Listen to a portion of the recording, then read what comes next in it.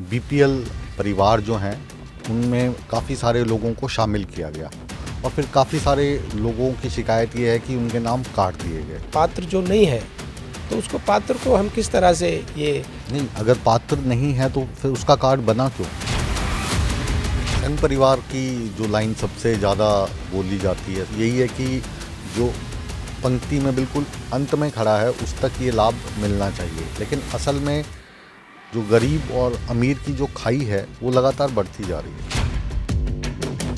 BJP जो है वो हमेशा इलेक्शन मोड में रहती है, इलेक्शन पार्टी है तो, और अधिकतर जो नेता दूसरी पार्टी के चेहरे हुआ करते थे जो कभी बहुत ज़्यादा करप्ट हुआ करते थे, अब वो सारे बीजेपी में हैं। तो कोई दूसरी पार्टी बचेंगी या सभी भाजपा की हो जाएंगे?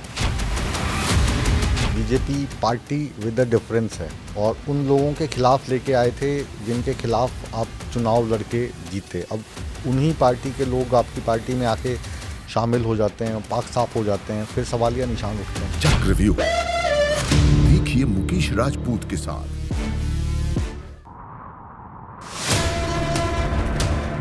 सत्ता के प्रभाव से विपक्ष के वार तक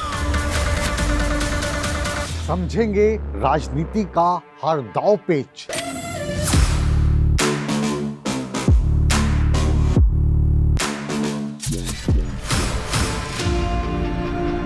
सवालों के रास्ते होगा मुद्दों का हर घेरा पार।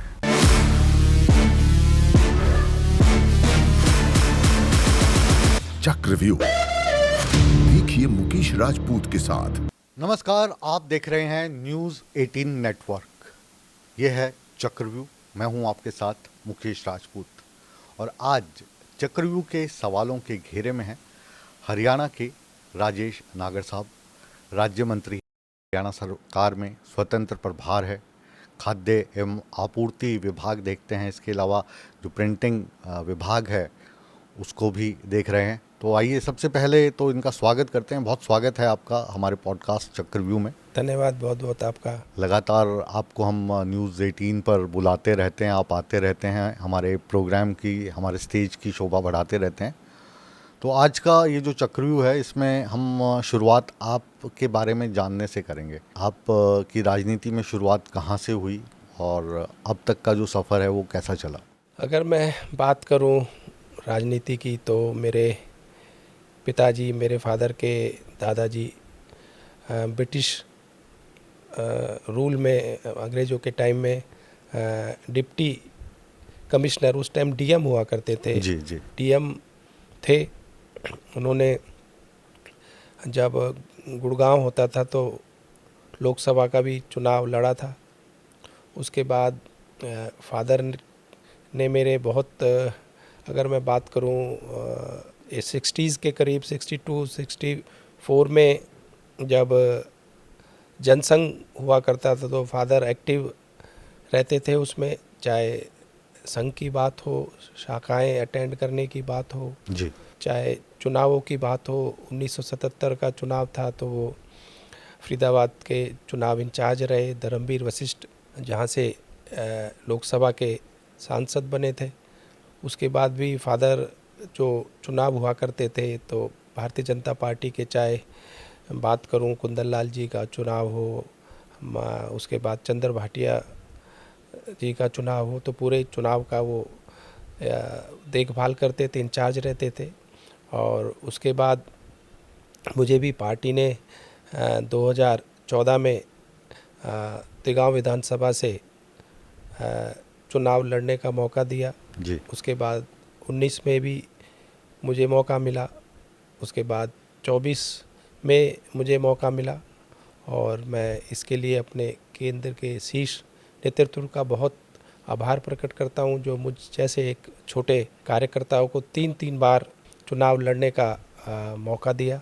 तो ये एक मेरा एक सफ़र है चुनाव का जो आपने नागर साहब ने 2014 में चुनाव लड़ा लेकिन उसमें कामयाबी हासिल नहीं हुई, लेकिन फिर 19 में चुनाव लड़ा और 19 के बाद अब चुनाव लड़ा। तो आप कह सकते हैं कि 3 में से एक बार आप सफल नहीं हो पाए तो दूसरी बार सफल हो गए और राज्य मंत्री का दर्जा आपने प्राप्त किया। बिल्कुल खुश हैं आप इससे? बिल्कुल खुश हैं। और तो मैंने जैसे पहले कहा था, मैं शीर्ष नेतृत्व का भी बहुत आभार प्रकट करता हूँ, जो 3 बार मुझ पर विश्वास दिखाया, जताया, 3 बार मुझे तिगांव विधानसभा से चुनाव लड़ने का मौका दिया। तो मैं उनका फिर से बहुत बहुत आभार प्रकट करता हूँ। 2014 से लगातार आपकी सरकार चल रही है, भारतीय जनता पार्टी की सरकार है। पहले जो शिकायत की बात आप कर रहे हैं, बीपीएल परिवार जो हैं उनमें काफ़ी सारे लोगों को शामिल किया गया और फिर काफ़ी सारे लोगों की शिकायत ये है कि उनके नाम काट दिए गए। तो इसको हम विस्तार से जानना चाहेंगे। हमने जो जांच की उसमें जो भी उस पैरामीटर में नहीं आते थे, चाहे किसी के पास कोई 4 व्हीलर है या किसी का और बिजली का बिल ज़्यादा है कि या कोई इनकम टैक्स पेई है, तो इस तरह की जो भी जांच में आए तो उन्हीं के कार्ड को काटा गया। और मैं फिर से आपको आपके द्वारा, आपके चैनल के द्वारा मैं आपको विश्वास दिलाता हूं कि कोई भी गरीब जो पात्र है उसको पूरा उसका हक मिलेगा, और जो पात्र नहीं है उसको उसका हक नहीं मिलेगा। जो पात्र है, अगर कोई किस तरह का कोई आपके पास कोई शिकायत है या हमारे पास कोई शिकायत आती है कि भाई इसका कार्ड मतलब इसकी आय 1,80,000 से कम है, तो उसका कार्ड हम बना भी देते हैं और इस तरह की शिकायतें आती भी नहीं है। और कार्ड जो ज़्यादा की बात आपने जो की, उसका एक मेन कारण ये था कि पूरे भारत में जो आय सीमा है वो 1,20,000 है और हमने उसको बढ़ाकर 1,80,000 किया था।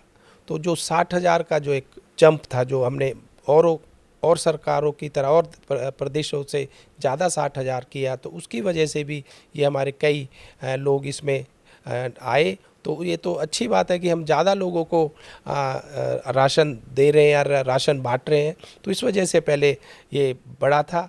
उसके बाद जांच में जो भी पात्र नहीं हुए, जो इसमें मतलब इसके हमारे जो आय की जो सीमा थी 1,80,000 से ज़्यादा थी, उनके फिर के कार्ड कम किए गए। तो ये जो 1,80,000 की सीमा थी, तो जाहिर है कि आपने दरियादिली दिखाई, उसमें 60,000 रुपये आपने बाकी देश की तुलना में ज़्यादा रखे। तो क्या उस वक्त जब कार्ड बन रहे थे तो वो जल्दबाजी में बन गए, फिर वो गलती सुधार हो रही है?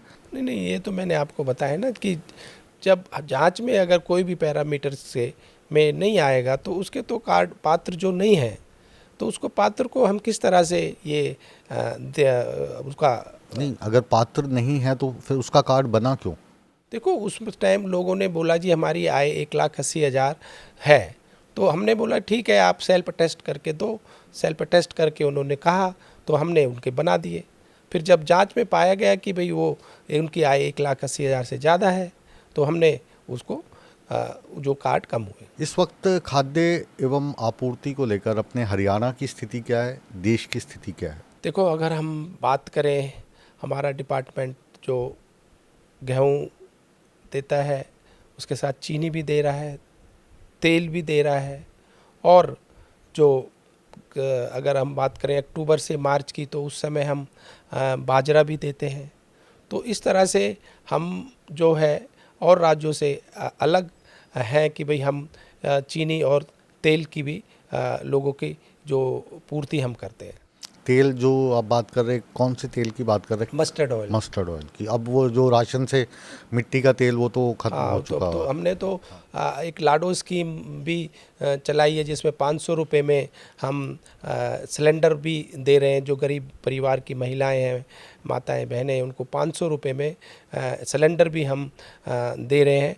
और उसमें अभी तक अगर हम बात करें 18 लाख परिवारों ने ही खाली रजिस्ट्रेशन किया है कि भाई अभी तक जो, और जैसे आपने कहा कि भाई और लोग इसमें नहीं आ पाए, और इसके लिए हमने हज़ारों कैंप भी ब्लॉक स्तर पर, डिस्ट्रिक्ट लेवल पर और गांव-गांव में जाकर भी एक कैंप लगाकर हमने कहा है कि भी कोई भी बीपीएल परिवार का की महिला या परिवार रजिस्ट्रेशन कराकर ये हमारे को इसकी सुविधा, इसका लाभ ले सकता है या ले पाए, तो उसके लिए भी हमने जगह-जगह कैंप भी हमने लगाए हैं।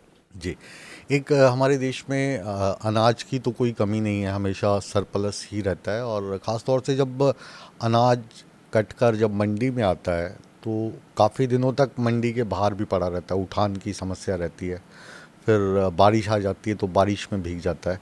तो भंडारण को लेकर इस वक्त क्या रियल ग्राउंड स्थिति है क्या? देखो, ये एफसीआई इसको करता है, तो कई बार जैसे फसल अब की बार पहले से अच्छी हुई, ज़्यादा हुई, तो थोड़ा पहले से ज़्यादा हमारे पास अनाज आया, तो उसके लिए हमने एफसीआई को भी कहा है कि भाई और गोडाउन हमें दिए जाएं, जिससे कि भाई ये आगे दिक्कत ना आए।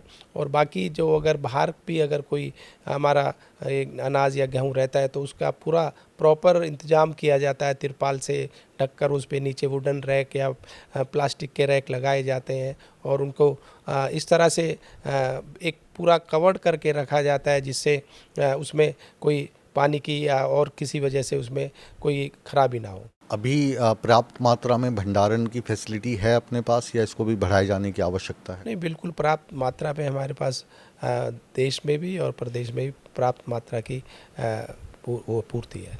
एक सवाल ये भी आ रहा है कि इस बार काफ़ी सारा जो अनाज है हमने विदेशों में काफ़ी भेजा, जिससे एक मात्रा जो अपनी रहती है भंडारण की, कि कभी सूखा पड़ जाए या ऐसा अवसर हो जब हमें फसल पैदा करने में दिक्कत हो, तो उस स्टॉक को भी इस बार हमने दूसरे देशों में भेज दिया, तो ये एक रिस्क था?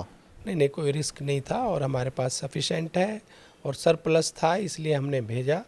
और ये हमारे लिए एक अच्छी बात है कि हम दूसरे देशों की भी मदद कर रहे हैं, या दूसरे देशों को भी अगर हम एक्सपोर्ट कर रहे हैं ये अपना अनाज गेहूँ, तो ये तो एक बहुत बड़ी उपलब्धि है एक हमारे लिए कि भाई आज से पहले तो इस तरह से होता नहीं था, हम तो उल्टा मंगाते थे या कमी होती थी तो दूसरों से देशों से हमें मंगाना पड़ता था। यूरोप के कई देशों को इस बार गेहूं हाँ, भेजा गया, तो अभी जो स्थिति है गेहूं को लेकर हमारे पास पर्याप्त मात्रा में है कि आने वाले समय में अगर मान लीजिए सरप्लस है? हाँ। सफिशेंट नहीं, सरप्लस है और आने वाले कोई भगवान ना करे ऐसी कोई स्थिति आए तो पूरे भंडार हमारे सभी है। अभी की बात करें हम ताज़ा, तो इस बार बारिश बहुत ज़्यादा हुई, पहाड़ों में भूस्खलन बहुत हुए, नदियां जो हैं उफान पर हैं, पंजाब की सैकड़ों एकड़ ज़मीन जो है वो बह गई, हरियाणा में भी इसका काफ़ी बुरा इम्पैक्ट आया है। तो इसको हरियाणा में क्या स्थिति रही इस बार? देखो, हमारे हरियाणा के कई ज़िलों में बाढ़ आई, बाढ़ की स्थिति की वजह से नुकसान भी हुआ, चाहे हम फसलों की बात करें, घरों में जो पानी घुस गया या गाँव में जो पानी आ गया, तो उसके लिए हमारे मुख्यमंत्री जी ने सभी जगह जहाँ पे बाढ़ आई दौरा किया और हमारे सभी मंत्रियों ने जहाँ जहाँ बाढ़ आई, जिस क्षेत्र में उनके बाढ़ आई उन्होंने दौरा किया और हमारे मुख्यमंत्री जी ने पूरा आश्वासन दिया है कि भाई किसी को भी कोई भी उसकी खराबी है उसका पूरा उसकी भरपाई की जाएगी, चाहे उनकी फसल की बात हो, चाहे उनके घर की बात हो, घर के कोई सामान की बात हो, कोई उनके पशुओं की बात हो, जो हर चीज़ का उनको पूरा और सही कंपनसेशन मुआवजा मिलेगा और दिया जाएगा और जल्दी दिया जाएगा। तो ये जो बाढ़ के जो हालात पैदा हुए हैं, इसमें जो फसल है वो काफ़ी मात्रा में ख़राब हुई है, तो अपनी सप्लाई पे तो इसका असर नहीं पड़ेगा? ना ना, इस तरह से तो हमारे कुछ ही ज़िलों में इसका असर हुआ है और अभी जहाँ जहाँ अभी फसल जहाँ बोई थी उनको पूरा कंपनसेशन मुआवजा मिलेगा और कोई स्थिति में कोई हमें फ़र्क नहीं पड़ेगा। व्यक्तिगत तौर पे अगर हम राजेश नागर साहब की बात करें तो आप एक साफ छवि के नेता, ईमानदार नेता की आपकी छवि है, लेकिन अगर डिपार्टमेंट की बात करें तो इस डिपार्टमेंट में लगातार करप्शन के आरोप लगते रहे हैं, आप खुद जाके छापेमारी करते हैं, तो इस छवि को और ये जो आप कहें करप्शन, भ्रष्टाचार इस डिपार्टमेंट में है, इसको सुधारने के लिए कौन से कदम उठाए हैं आपने? देखो, जहाँ जहाँ जब से मेरे डिपार्टमेंट में आया, मुझे जहाँ जहाँ भी मुझे शिकायत मिली कि भाई यहाँ कुछ गड़बड़ी हो रही है या कुछ शिकायत के ऊपर मैंने तुरंत कार्रवाई की, चाहे पलवल ज़िले की बात हो, वहाँ पर डिपो होल्डर्स के पास मैं खुद गया, डिपो होल्डर के पास गया और जो कमी मिली, शिकायत मिली, तुरंत कार्रवाई करके एफआईआर भी की। उकलाना, हिसार में भी मुझे जाना हुआ, करनाल में भी मेरा जाना हुआ, अभी यमुनानगर में भी मुझे जाना हुआ जहाँ भी शिकायत मिली। अभी कुरुक्षेत्र में भी मैं गया था और तुरंत कार्रवाई करके जो भी उचित कार्रवाई बनती है की और साफ संदेश हमने दे दिए हैं। हमारे सरकार ने भी कोई भी गड़बड़ी, कोई कितना चाहे कितना बड़ा अधिकारी हो, शिकायत अगर मिलेगी उस पर तुरंत कार्रवाई की होगी, क्योंकि ये सीधा डायरेक्ट हमारा डिपार्टमेंट जनता से जुड़ा हुआ, गरीब परिवार से जुड़ा हुआ है।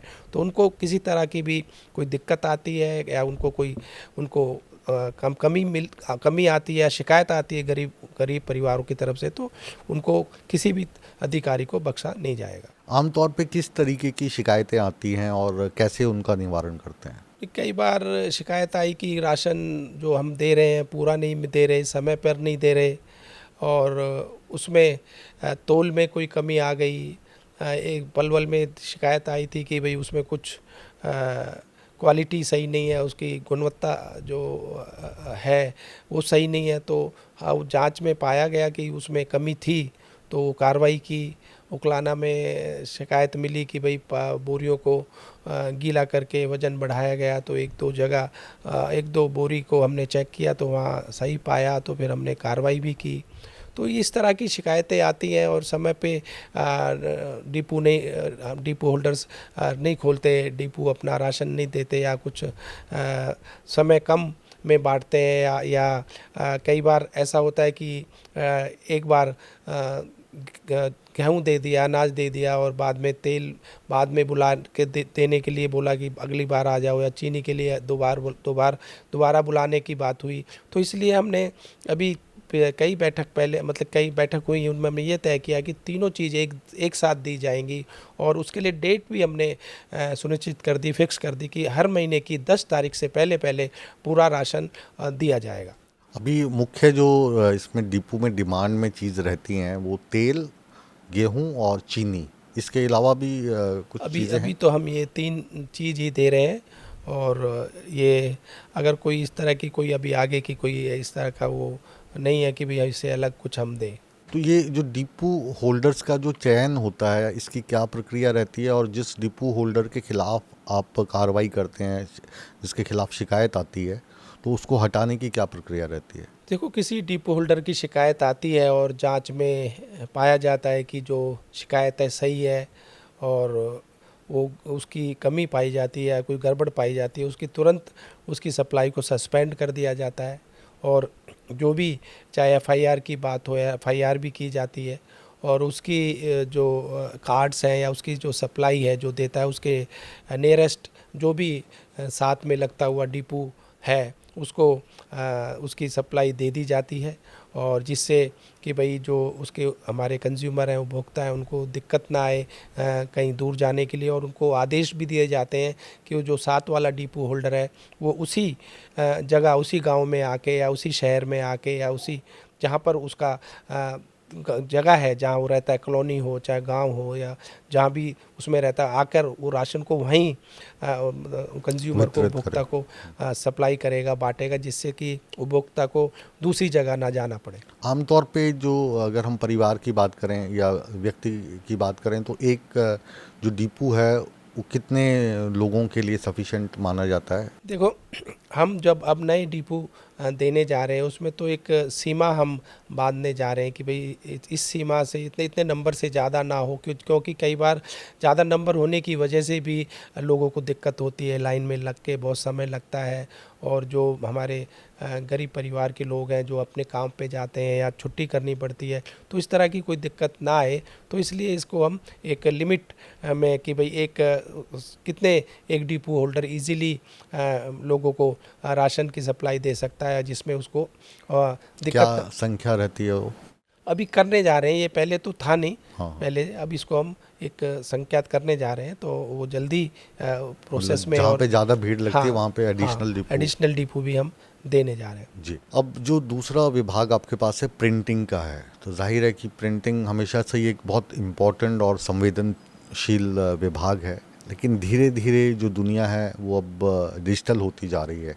तो इस विभाग का जो अस्तित्व है उसको आप किस तरीके से देखते हैं? मैंने बीच में अपने कई डिपार्टमेंट के ऑफिसर्स के अधिकारियों के साथ बैठक ली और हमने ये कहा कि जैसे पहले हम जिस तरह से अपने बुक्स और जो स्कूल की किताबें हैं या कॉपी हैं, स्टेशनरी है, उसका सारा प्रिंटिंग का काम हमारे डिपार्टमेंट में होता था, तो हम दोबारा से कोशिश कर रहे हैं कि इसको दोबारा से हम अपने डिपार्टमेंट में लाएं।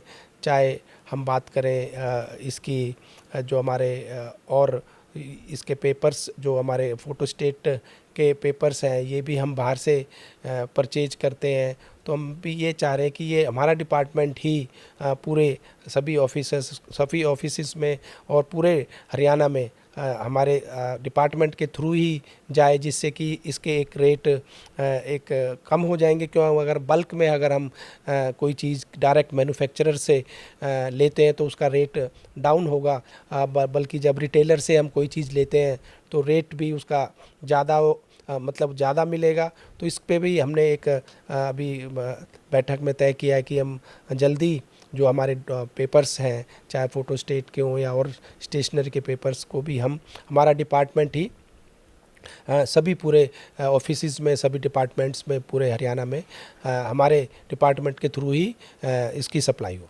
हाँ, थोड़े समय के लिए तो आप कहें कि ये जो आप योजना बता रहे हैं डिपार्टमेंट को बचाने के लिए काफ़ी हो सकती है, लेकिन अब धीरे धीरे जो दुनिया है वो पेपरलेस होती जा रही है। मोस्टली जितने भी रिकॉर्ड्स हैं वो सभी इलेक्ट्रॉनिकली रखे जाते हैं, हालांकि सरकार का कामकाज ज़्यादा कागज़ों पे चलता है। तो इस दिशा में भी कदम बढ़ा रहे हैं आप? देखो, अब डिजिटल जो अब सारी चीज़ें डिजिटल होने की वजह से पेपरलेस होता जा रहा है पूरी दुनिया, पूरा हमारा भारत भी, हमारा प्रदेश भी। चाहे आप बात करें हमारे विधानसभा में, जो अब का हमारा विधानसभा सत्र चलता है, तो अब सारा डिजिटल है और ये अच्छी बात है कि भाई एक हम एक अच्छे दिशा की तरफ बढ़ रहे हैं कि कोई भी चीज़ पेपरलेस, क्योंकि पेपर बनता है तो इसमें पेड़ों की भी पेड़ों को काटा जाता है जब जाकर पेपर बनता है, और वेस्ट भी होता है इससे पेपर का। जो अगर पेपर को हम फेंकते हैं या कुछ करते हैं, तो डिजिटल होना तो एक बहुत अच्छी बात है। और इस तरफ अगर हम बढ़ रहे हैं, इस दिशा में बढ़ रहे हैं, तो ये तो हमारे लिए आपको लगता है कि जो आपके प्रिंटिंग डिपार्टमेंट के कर्मचारी हैं जो इस वक्त प्रिंटिंग में बिजी हैं, उनकी थोड़ी सी ट्रेनिंग करवाने का समय आ गया है कि वो डिजिटल की तरफ जाएं, ताकि उनकी नौकरियां सुरक्षित रहें और आपको मदद हो जाए? बिल्कुल बिल्कुल। एक तो हमारे बहुत सारे जो कर्मचारी हमारे डिपार्टमेंट के हैं, ज़्यादातर तो रिटायर हो चुके हैं और नई भर्ती हमारी कोई हुई भी नहीं है बहुत उससे समय से, क्योंकि काम जैसे मैंने बताया कि पहले प्रिंटिंग का काम बहुत ज़्यादा हुआ करता था। चाहे स्कूल की किताबों की बात करें, स्कूल की स्टेशनरी की बात करें, यहीं हमारे डिपार्टमेंट में ही प्रिंट होती थी। पर अब आउटसोर्स के द्वारा ये किया जाता है, प्राइवेट उनसे किया जाता है, और इस वजह से भी हमारा डिपार्टमेंट में जो काम है पहले से मुकाबले या पहले की तुलना में या पहले से कम भी हो गया है। तो इस तरह से आगे जो हमारे जो स्टाफ या जो हमारे इसमें डिपार्टमेंट में लोग जो बच्चे हैं, उनको नई तरह की ट्रेनिंग भी दी जा रही है कि भी डिजिटल उस पर हम किस तरह से काम कर सकें, उसका भी हम ये सोच रहे हैं। जो आने वाला भारत है उसको आप कैसे देखते हैं, क्योंकि आप एक विजनरी नेता हैं, बड़े बिजनेसमैन भी हैं, तो जो आने वाला समय है, अगर हम तुलना करें अपनी अमेरिका के साथ, चाइना के साथ, जापान के साथ या यूरोप के देशों के साथ, बेशक हमारी अभी तीसरी बड़ी अर्थव्यवस्था बनने वाली है, लेकिन जब आप वहाँ पे जाते हैं, ग्राउंड पे जाते हैं, तो उनसे काफ़ी साल पीछे पाते हैं हम अपने आप को। देखो, अगर हम भारत की बात करें तो 2014 से पहले हमारी अर्थव्यवस्था 11वें नंबर पर थी, 2014 में 11th में। और जब से हमारे माननीय प्रधानमंत्री श्री नरेंद्र मोदी जी ने देश का कार्यभार संभाला और तीसरी बार जनता ने विश्वास दिखाया, जताया, तीसरी बार हमारे माननीय श्री नरेंद्र मोदी जी प्रधानमंत्री बने, हमारे तीसरी बार प्रदेश में भी हमारी सरकार बनी, और आज हम 11वें नंबर से चौथे नंबर पर आए, तो इसका सारा क्रेडिट, सारा श्रेय हम अपने माननीय प्रधानमंत्री जी को देते हैं, जो एक विज़न के साथ लेकर अब एक पूरे देश को साथ लेकर चले, सबका साथ सबका विकास। आज हम चौथे नंबर पर आ गए हैं और जिस तेज़ी से, जिस गति से हम चल रहे हैं, तो जल्दी हम पहले 3 पर आ जाएंगे। और रही बात, आप डेवलप कंट्री उसी को कहा जाता है जिसकी कनेक्टिविटी अच्छी हो। तो हमारी सरकार कनेक्टिविटी के ऊपर पूरा ध्यान दे रही है। चाहे आप देख सकते हैं, किसी भी स्टेट में चले जाओ, किसी प्रदेश में चले जाओ, किस तरह से हाईवेज़ का काम चल रहा है। क्वालिटी ऑफ वर्क अगर आप चेक करोगे, जो पहले सड़कें बनती थी और आज जो सड़कें बनती हैं, कितना फ़र्क है, कितना डिफरेंस है।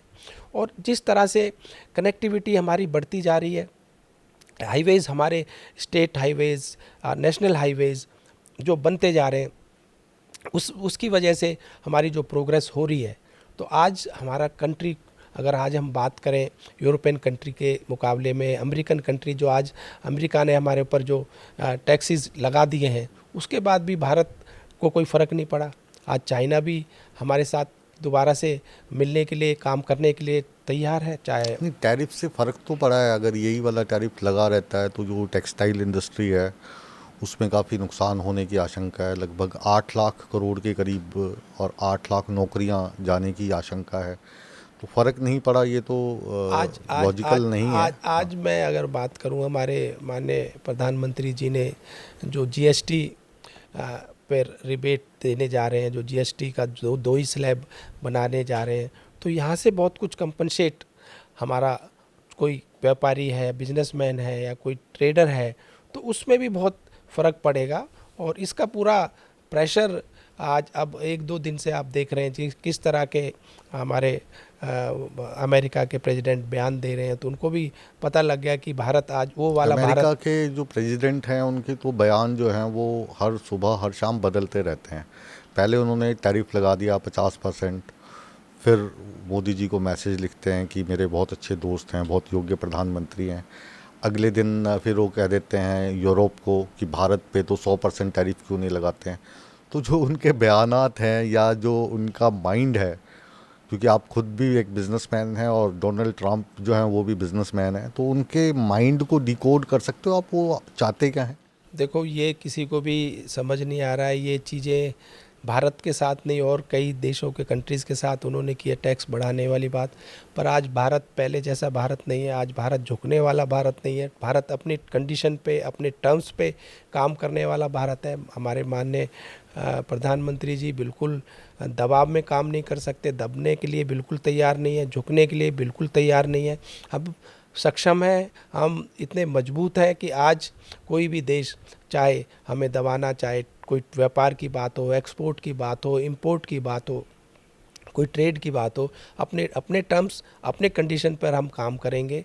किसी के दबाव में, किसी के प्रेशर में बिल्कुल आने के लिए हम तैयार नहीं हैं। और इसके लिए हम अपने माननीय प्रधानमंत्री श्री नरेंद्र मोदी जी का भी हम आभार प्रकट करते हैं, धन्यवाद करते हैं। जिस तरह से वो आज पूरी दुनिया में अगर आज बात करें, तो पहले अगर कोई भी एजेंसीज़ ने सर्वे किया, लोकप्रिय या फेमस या पॉपुलर लीडर की अगर कोई बात करें, तो आज पूरा दुनिया में, पूरे वर्ल्ड में हमारे प्रधानमंत्री जी का पहला नंबर आता है। और पहले नंबर पर होने की वजह से आज उनकी इतनी पॉपुलैरिटी है कि सारी कंट्रीज़, चाहे यूरोपियन कंट्री हो और एशियन कंट्री हो, सब इंडिया के साथ ट्रेड करने के लिए, व्यापार करने के लिए तैयार बैठी है। और ये बहुत बड़ी एक हमारी उपलब्धि है, अचीवमेंट है कि हर एक कंट्री भारत के साथ ट्रेड करने के लिए, व्यापार करने के लिए तैयार है। प्रधानमंत्री जी को भी तीसरी बार चुना है,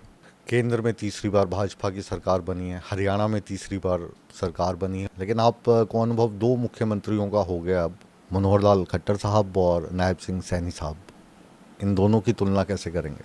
देखो, जो हमारे माननीय मुख्यमंत्री श्री मनोहर लाल जी ने एक शुरुआत की थी बिना पर्ची बिना खर्ची के, तो वो उसका लाभ हमें मिला 14 में भी, 19 में भी। और उसी लाभ की वजह से हमारे मुख्यमंत्री है हमारे नायब सैनी जी मुख्यमंत्री बने, हमारे श्री मनोहर लाल जी को केंद्र में ले जाया गया। और आज हमारे मुख्यमंत्री श्री नायब सैनी जी ने जो एक अपना सरल स्वभाव है, और किसी को भी कोई मिलना है और कोई मिलने के लिए उनको कोई समय नहीं चाहिए, रात को 2 बजे भी 12 बजे भी 1 बजे भी कोई उनसे मिल सकता है। तो इतनी जो जुड़ाव जनता के बीच में, एक विश्वास जनता के बीच में उन्होंने जगाया, तो इसलिए तीसरी बार सरकार जो एक हमारी प्रदेश में आई। और उसके लिए हम दोनों मुख्यमंत्री जी का, पहले मनोहर लाल जी का, अब हमारे श्री नायब सैनी जी का भी आभार प्रकट करते हैं। उनके नेतृत्व में तीसरी बार यहाँ सरकार हमारी प्रदेश में बनी। व्यक्तिगत तौर पर आप एक धार्मिक इंसान हैं, माता के मंदिरों में धूप लगाने आप जाते रहते हैं। अब माता रानी की कृपा से आपको राज्य मंत्री का दर्जा मिला है, स्वतंत्र प्रभार मिला, और एक ऐसा आपको डिपार्टमेंट मिला है जिससे आप गरीबों की मदद कर सकते हैं। तो ईमानदारी से बताइए कि जो गरीब लोग हैं उनके लिए आप के जहन में क्या है और किस तरीके से, क्योंकि अमीर की मदद तो हर कोई करने को तैयार रहता है, गरीब हमेशा अंतिम पंक्ति में ही रहता है, उसके बारे में कम ही लोग सोचते हैं। देखो, मैंने पहले भी कहा कि जो मेरे को डिपार्टमेंट मिला, एक जनता से सीधा जुड़ाव, गरीब परिवार से, जनता से, जो गरीब परिवार के लोग आते हैं उनसे जुड़ने का मौका मिला, उनकी सेवा करने का मौका मिला। और मैंने बात कही कि हमारे माननीय मुख्यमंत्री जी श्री नायब सैनी जी का भी एक सोच है, और हमारे माननीय प्रधानमंत्री श्री नरेंद्र मोदी जी की भी सोच है कि गरीब को किस तरह से आखिरी पंक्ति से पहली पंक्ति में लेकर आना ला सके, उनको भी सारी सुविधाएं, सारे लाभ जो अमीर को मिलते हैं उनको मिले।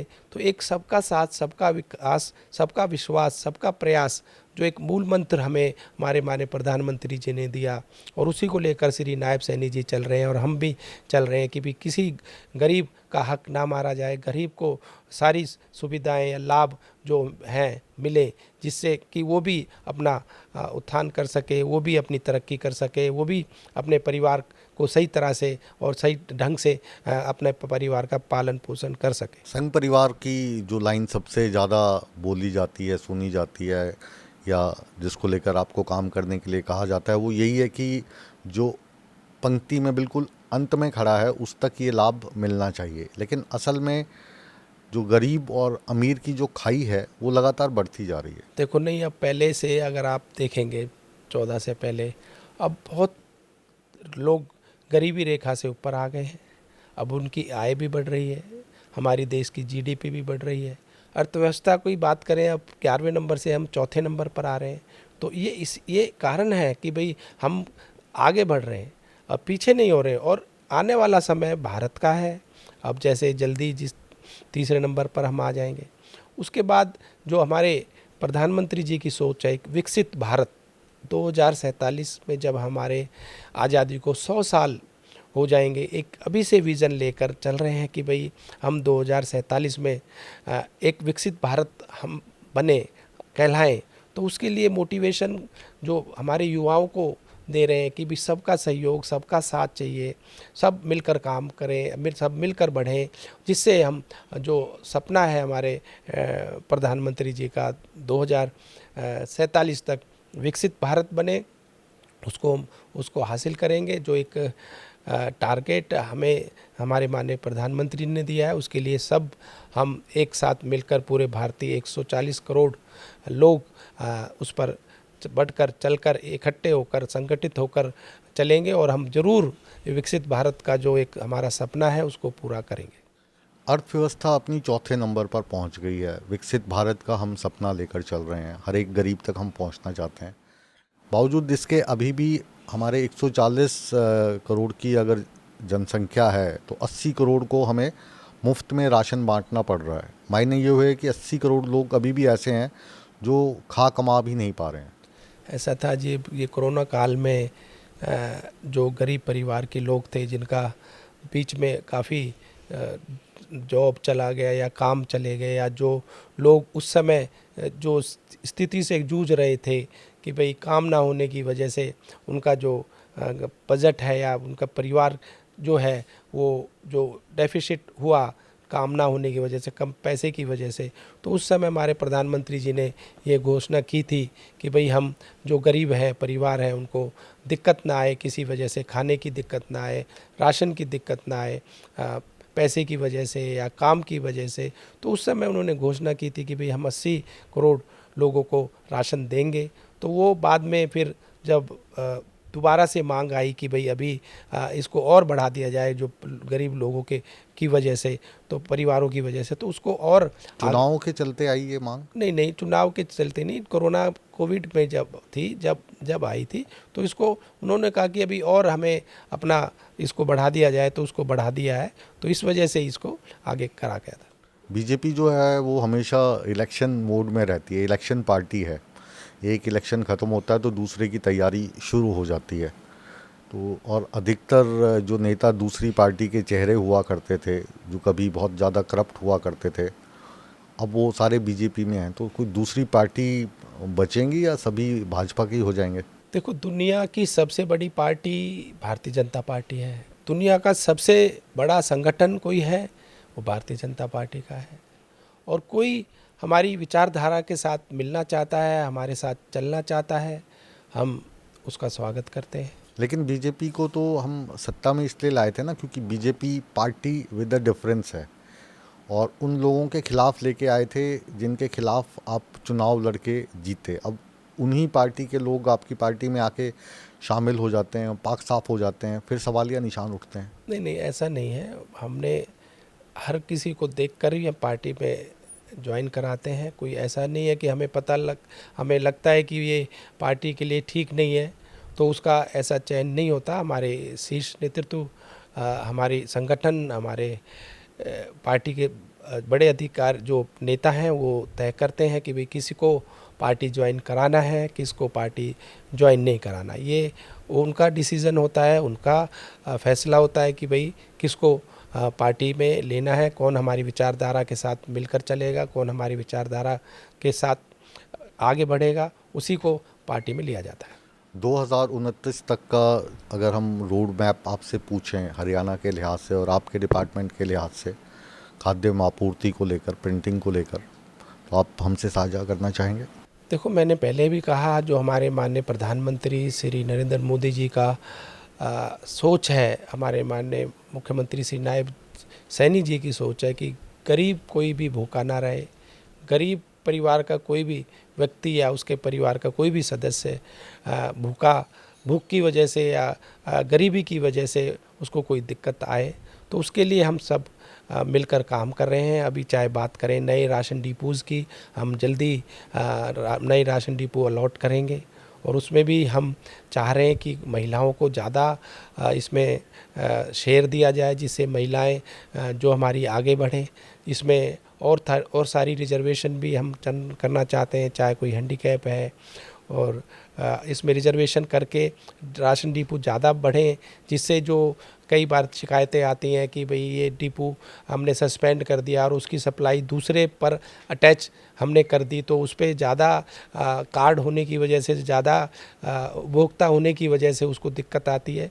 तो इसको हम जल्दी इसको दूर करेंगे, और हम ये चाहेंगे हमारा देश, हमारा प्रदेश, भारत हमारा दुनिया में तरक्की करे, हमारा प्रदेश भारत में पहला प्रदेश बने, पहला ऐसा प्रदेश बने जिसमें हमारा उद्योग की बात करें, हमारे किसानों की बात करें, हर उसमें हम आगे पहले नंबर पर रहें। जो दर्शक आपको नेटवर्क 18 की मार्फत इस वक्त देख रहे हैं, तो अंत में मैं चाहूँगा कि अगर आप उनसे कुछ कहना चाहें या कुछ ऐसा उनको सजग करना चाहें आपके डिपार्टमेंट के प्रति, जो उपभोक्ता हैं, बीपीएल परिवार वाले लोग हैं, वो आप तक शिकायत कैसे पहुंचा सकते हैं, आपसे संपर्क कैसे कर सकते हैं? हमने हर डिपो होल्डर के बाहर बोर्ड लगा दिए गए हैं, नोटिस बोर्ड, उस पर फ़ोन नंबर, हेल्पलाइन नंबर दे रखा है फ़ोन का।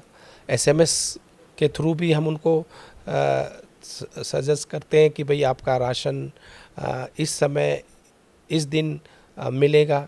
तो हम डायरेक्ट जो हेल्पलाइन नंबर पर भी आप लोग जिनको कोई शिकायत है वो बात कर सकता है, और समय समय पर हम कैंप लगाते रहते हैं, कि भाई किसी को कोई दिक्कत है, कोई शिकायत है किसी डिपो होल्डर से, क्या कोई अपने पत्र से भी, लेटर से भी हमें कोई भेजता है कि भाई हमें ये शिकायत है, या कोई फ़ोन पर भी हमें कोई शिकायत करता है कोई उपभोक्ता कि भाई ये शिकायत हमें इस डिपो होल्डर से है, तो हम तुरंत उस पर कार्रवाई करते हैं। तुरंत उसका जो भी बात होती है, अगर गड़बड़ पाई जाती है तो उसका पूरा उस पर जो भी उचित कार्रवाई बनती है करते हैं। राजेश नागर जी, जिनका जो परिवार है, इन्होंने बताया कि अंग्रेज़ों के ज़माने से राजनीति में है और आज चक्रव्यूह में हमारे तमाम खट्टे मीठे सवालात का जवाब बहुत सहज ढंग से दे रहे थे। अब जो हमने आपसे सवाल पूछे, उनके जवाब हमारे दर्शकों को कितने पसंद आए, कितने नापसंद आए, ये वाला जो फैसला है, जैसे आप जनता पे छोड़ते हैं तो ये हम आप पे ही छोड़ते हैं।